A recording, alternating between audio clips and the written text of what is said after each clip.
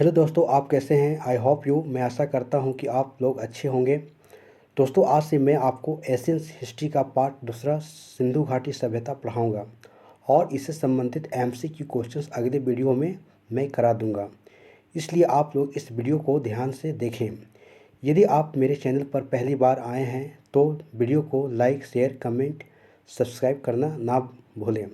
चलिए दोस्तों, तो क्लास स्टार्ट करते हैं।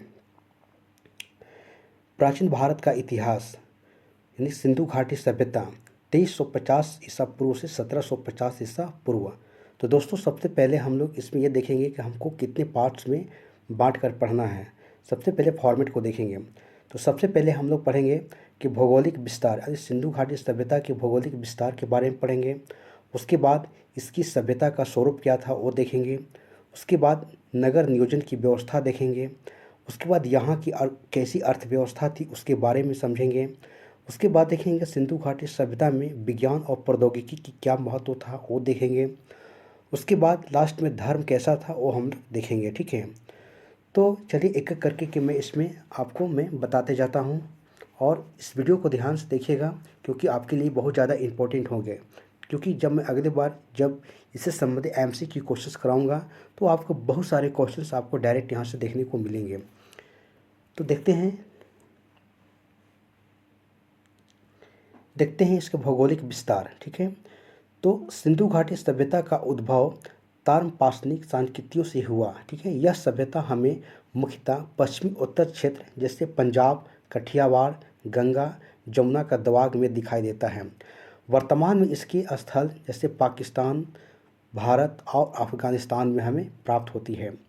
इस काल में जितनी भी संस्कृतियाँ थी उन संस्कृतियों में सिंधु घाटी सभ्यता सबसे अधिक एक नगरीय सभ्यता थी। ठीक है, ऐसा इसमें बताया जा रहा है। ठीक है, उसके बाद आगे देखेंगे कि इस सभ्यता को हम हड़प्पा सभ्यता भी कहते हैं। क्या कहते हैं इस सभ्यता को?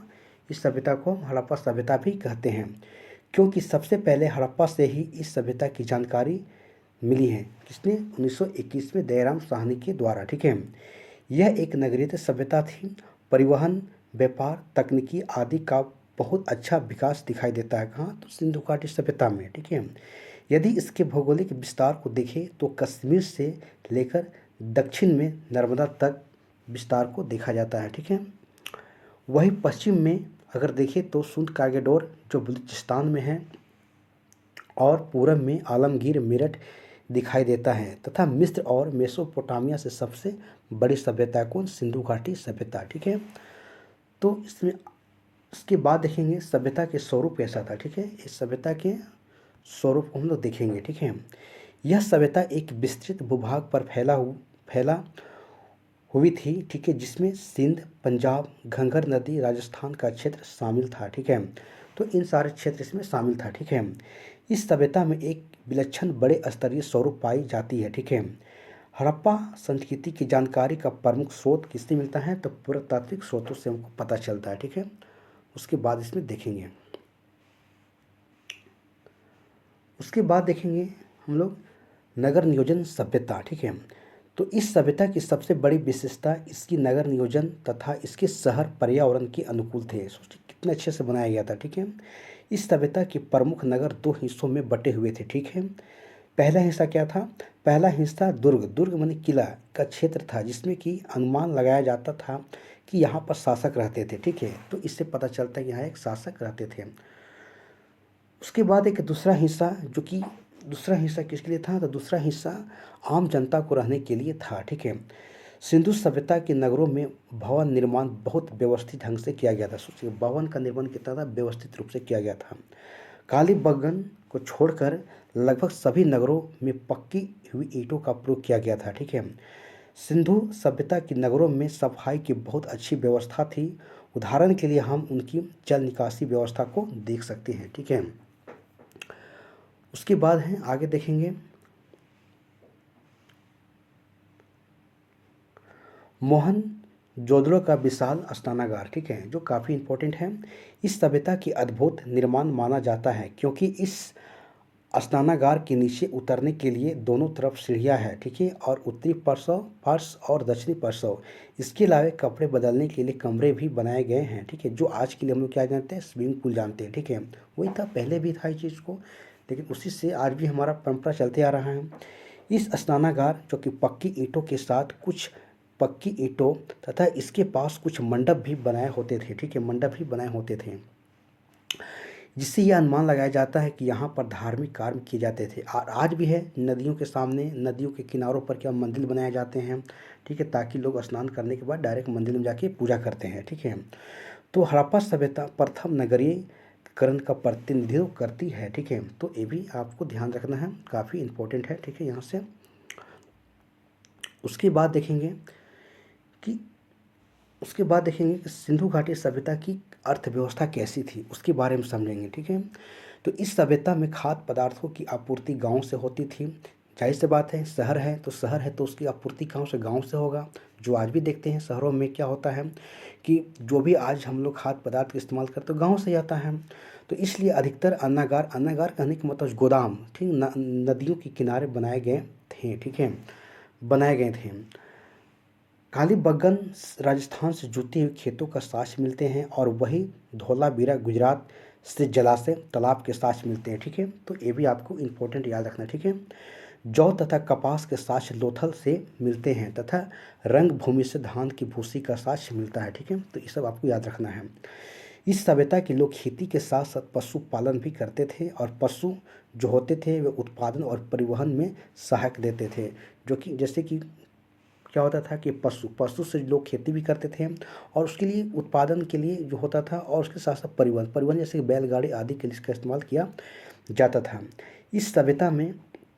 उसके बाद देखेंगे कि इस सभ्यता में कुबर वाले बैलों की बहुत सारे मुहरे हमें प्राप्त होते हैं, जिससे धार्मिक महत्व के को समझा जा सकता है, ठीक है। उसके बाद इसके अलावा अन्य पशु जैसे कि भेड़, बकरी, गेंदा, भैंसा, गाय, हाथी आदि पशुओं के बारे में जानकारी मिलती है, जो इम्पोर्टेंट है, यहाँ से आप इसको याद रखिएगा। उसके बाद है कि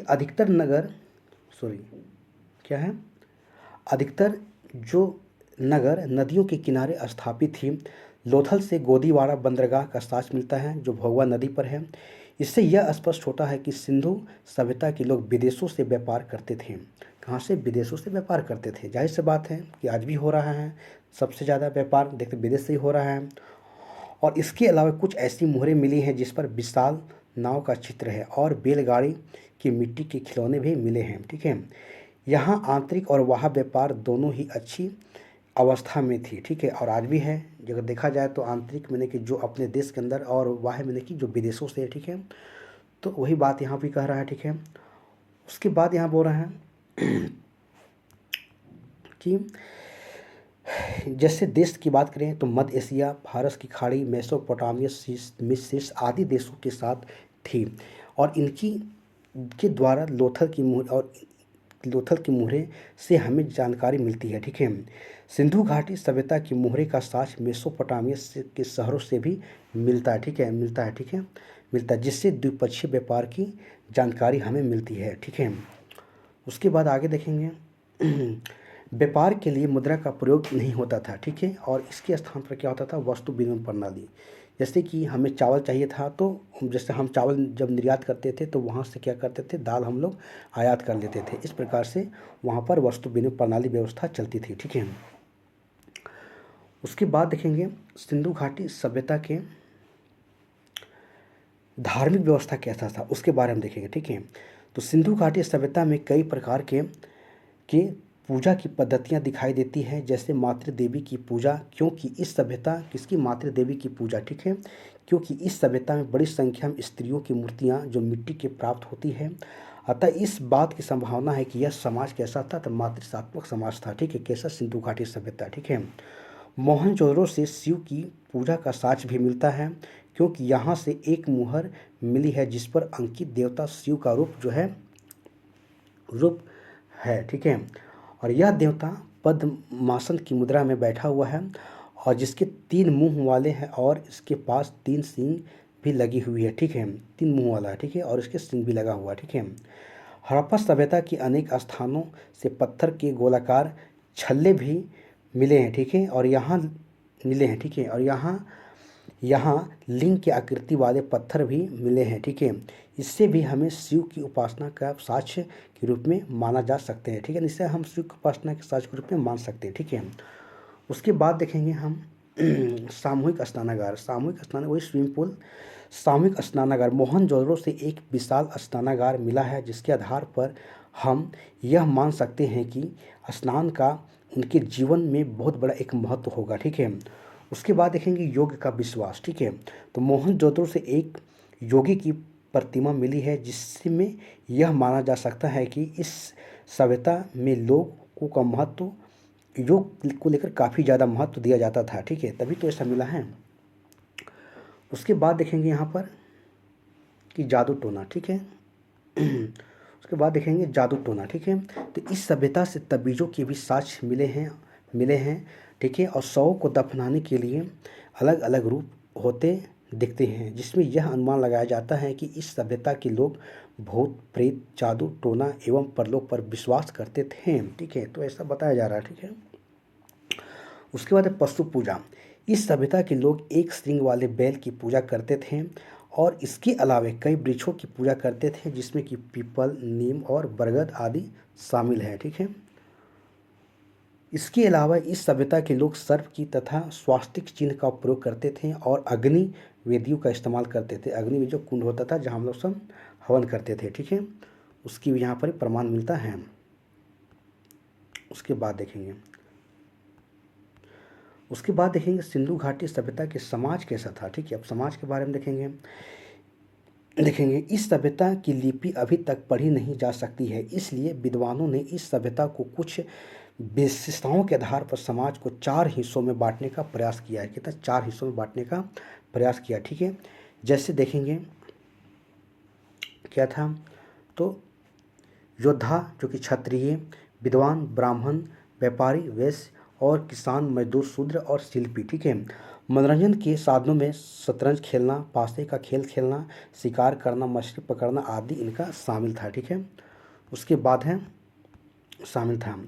इस सभ्यता के लोग सुंदर की तरफ बहुत ध्यान देते थे। सुंदर कहने की मतलब वही जो आज भी श्रृंगार लोग करते हैं, महिलाएं करती हैं, ठीक है। तो वही कह रहा है कि इस सभ्यता के लोग सुंदर की तरफ बहुत ज़्यादा ध्यान देते थे। जैसे देखा जाए तो आभूषण का प्रयोग करना, काजल का प्रयोग करना, सिंदूर का प्रयोग करना और लिपस्टिक का प्रयोग करना, जो आज भी इसका प्रचलन चल रहा है, ठीक है। उसके बाद है कि इस सभ्यता के साक्ष्यों के आधार पर हम यह बात मान सकते हैं कि समाज में असमानता थी, क्योंकि सभी आवास एवं कब्र एक जैसी नहीं दिखाई देती है, ठीक है, ऐसा बताया जा रहा है, ठीक है। उसके बाद है स्थापत्य कला। स्थापत्य कला देखेंगे क्या था यहाँ पर ही। तो इस सभ्यता के लोग बहुत अच्छे कलाकार थे। उन्होंने कला के लगभग सभी क्षेत्रों में अपना बेहतर प्रदर्शन किया। हड़प्पा के निवासियों ने एक निश्चित योजना और खाके के आधार पर स्थापत्य कला का विकास किया। खाका मैंने वही एक स्ट्रक्चर बनाते थे, योजना बनाते थे और उसी योजना के आधार पर क्या होता एक अपना उसको तैयार करते थे, ठीक है। तो वही इसमें बता रहा है। उसके बाद है कि इनके भवन 1 मंजिला, 2 मंजिला और कहीं कहीं बहुमंजिला भी दिखाई देते हैं। सिंधु घाटी सभ्यता कितना ज़्यादा एक विकसित सभ्यता था, ठीक है। इसके भवनों को उच्च स्तरीय तकनीकी के माध्यम से बनाया जाता था। उस समय कितना लोगों के पास तकनीकी भी था जो कि इस प्रकार के काम करते थे। उसके बाद देखेंगे मूर्तिकला, ठीक है। क्या है? मूर्तिकला देखेंगे, ठीक है। इस सभ्यता के लोग मूर्तियों में भी काफ़ी निपुण थे। ये लोग अलग अलग प्रकार की मूर्तियाँ बनाते थे। जैसे देखा जाए धातु की मूर्तियाँ, पत्थर की मूर्तियाँ, मिट्टी की मूर्तियाँ। धातु के मूर्तियों में यहाँ के लोग तांबा, पित्तल, कांसा की मूर्तियाँ बनाते थे, ठीक है। तो इसको आप याद रखना यहाँ से है। उसके बाद है कि मोहनजोदड़ो से कांसे की एक नृत्यांगना करती हुई, ठीक है, नृत्यांगना करती हुई एक मूर्ति मिली है, ठीक है। धातु को ढालने के लिए दोभोज पद्धति का प्रयोग करते थे। बाद में चोल शासक ने इस पद्धति के आधार पर भगवान शिव की नटराज की मूर्ति बनाई, ठीक है। इसको आप याद रखिएगा। उसके बाद है कि सिंधु घाटी सभ्यता की क्या है, तो विज्ञान और प्रौद्योगिकी, ठीक है। तो इस सभ्यता के अलग अलग स्थानों से जब उत्खनन हुआ तो हमें कई प्रकार की वस्तुएं मिलती हैं, और जब हम इसका विश्लेषण करते हैं तो हमें यह पता चलता है कि इस सभ्यता के लोग उच्च वैज्ञानिक तकनीकी प्रतिभा से संबंधित है। सोचिए कितना लोग उसमें उनको जानकारी था। इस सभ्यता के लोग अंक गणित, ज्यामिति और दशमलव आदि का ज्ञान रखते थे। सोचिए, सोचने की बात है। इनके यहाँ माप तोल के लिए बटखारे भी प्राप्त होते हैं। यदि ईंटों का आकार देखा जाए तो हमें 4:2:1, कितना याद रखिएगा, 4:2:1 के अनुपात में जो है अनुपात में मिलता है। ठीक है, जो किसी निश्चित योजना के बिना संभव नहीं है, यानी कि कहीं ना कहीं इनके पास एक योजना था। भवन, सड़कें, नलियाँ एवं एक निश्चित योजना के माप के आधार पर बनाई गई थी। ठीक है, सोचिए कितना ज़्यादा। इस सभ्यता के लोग अलग अलग मौसमों की जानकारी रखते थे। मौसम की भी इनको अच्छी जानकारी था, सोच सकते हैं आप कि जानकारी था जिसके आधार पर वे फसल का उत्पादन करते थे। ठीक है, तो इसके बाद आगे देखेंगे और क्या है। उसके बाद देखेंगे सिंधु घाटी सभ्यता में स्वास्थ्य संबंधी विचार उनके क्या थे, हाँ वो देखेंगे। इस सभ्यता के लोग अपनी साफ सफाई के ऊपर बहुत ध्यान देते थे, और इसकी जानकारी हमें उनकी सड़कों एवं घरों की नलियों से देखकर मिलती है। ठीक है, इस प्रकार इस सभ्यता के लोग स्वास्थ्य संबंधी चेतना और बीमारियों के कारणों को लेकर समझ थी उस समय। ठीक है, और इसके अलावा कलीबगा